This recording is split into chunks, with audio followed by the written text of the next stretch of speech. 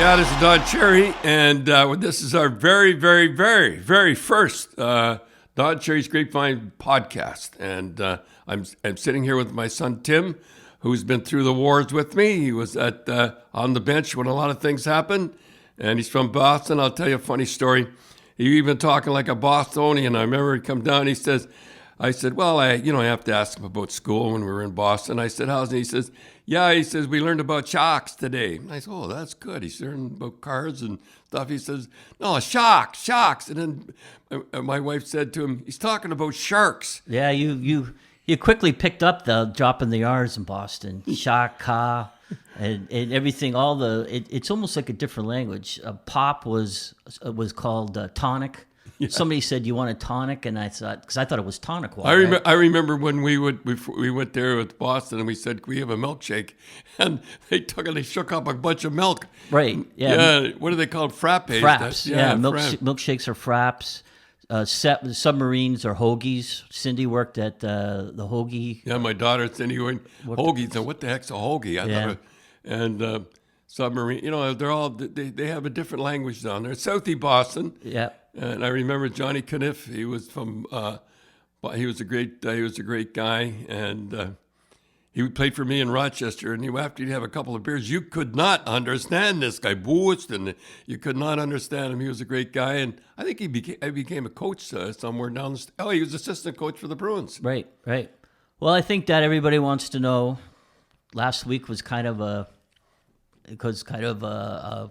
maelstrom, so everybody wants to know kind of your version, a long version of what happened. Well, they heard Ron's version. I'm not.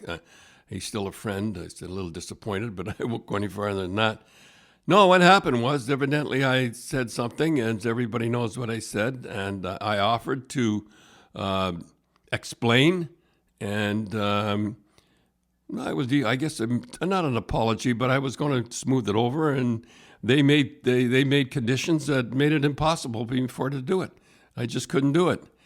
And I guess I bit the belt, and that's, you bite the bullet. I don't know what else to say. I said what I said. I still say, and I still say, everybody in Canada should wear a poppy. And I've said it before, and I'll say it again. Young men died over there for our way of life, and we do our way of life, and we love the milk and honey. Yes, I use the word milk and honey, because that's what we have. We have the best country in the world. And I still believe everybody should wear a poppy. And evidently that I said something that upset Sportsnet, and they canned me, and I am now unemployed except for doing this beautiful podcast. The day, like right after that, the whole thing happened, did anybody come and say anything to you? No, and nobody... No, nobody did, and I just assumed I never got a letter. I never got anything. I just assumed they knew it was over, and there was a few guys in there that they were good guys. But I mean, I guess no, I'm saying like after the coach's corner. Oh, you mean guys that phone me? Well, I don't want to get them in trouble. But a lot of guys phone me. A lot of hockey players phone me. A lot of general managers phoned me. A lot of people, a lot of guys from the service left the message. Guys were dropping in the door. What really made me feel good, I'd be truckers that would stop, say, Grapes, we're with you, and give me the thumbs up. The firemen went by out the outside, beeped their horn, turned around, beeped their horn again. The service, the way I feel about it, the policemen are with me, the servicemen are with me, my armed forces are with me, and the firemen are with me. They're pretty good guys to be having in your corner. Yeah. And it was nice to see Max. Max Tommy. I mean, I've known him, and you and him. You went to the game, and I'll tell you a funny story. I give tickets to a mechanic, and he's got a son who was about the same age as you guys went, about 8 years old. And he sat, and Max was playing for the Montreal Canadiens, and he said to his son, Max Tommy sat in that seat that you're sitting in, said he was going to play in the National Hockey, and there he is. So. Max, and it's a funny thing in that coach's corner. I remember my last coach's corner.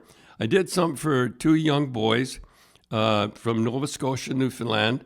One was 15, 17, they died. I did something for Max with his book and the stick and with diabetes.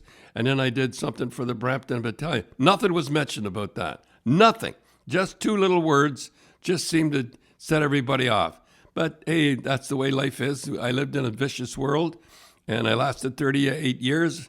Happy to be there for 38 years, and if I got to go, I'm glad I'm going out with my shield. Yeah, that's good. It's a different world out there with the cancel culture, and you know that they had their eyes set on you. They had their guns set on you for, I think, this year for sure. I mean, I think there was a lot of fake outrage, and that's what happened. Well, I can't say anything, Ken. Yeah. On to better glories. One door closes, another door opens up, and I'm really, this is fun for